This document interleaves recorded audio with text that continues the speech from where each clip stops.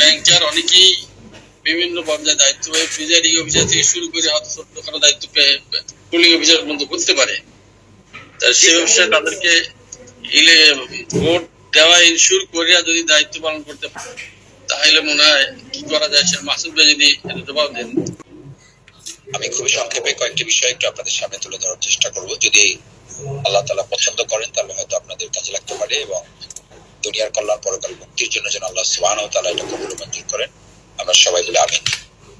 এলাকা ভেদে সংশ্লিষ্ট দায়িত্বশীলদের সাথে পরামর্শ করে ওনার ওখানে ইম্পর্টেন্সটা কোনটায়, যদি ওখানে ভিতরে থেকে উনি ভালো সাপোর্ট দিতে পারে তাহলে উনি দায়িত্ব নেবেন।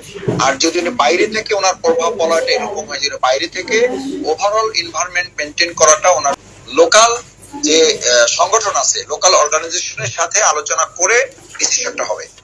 মানে ঢাকা মহানগরী যে 7টা আসন, এখানে একই ভাবে ধরেন এখানে প্রার্থী, তারপর প্রার্থী আসন পরিচালক, আসন নির্বাচন পরিচালনা কমিটি, সেখানে আপনি একটু কথা বলে নিতে হবে বা আপনি একটা তালিকা ওনারাই দিবে বা লোকাল আমাদের থানা দায়িত্বশীল যারা আছে তাদের মাধ্যমে আপনি একটু জেনে নিলে হবে যে আমি তো এই জায়গায় আছি, এখান থেকে আমি যদি ভোট কেন্দ্রের ভিতরে থাকি তাহলে এক ধরনের সুবিধা হবে, আর যদি আমি ভোট কেন্দ্রের বাইরে থাকি তাহলে এক ধরনের সুবিধা হবে।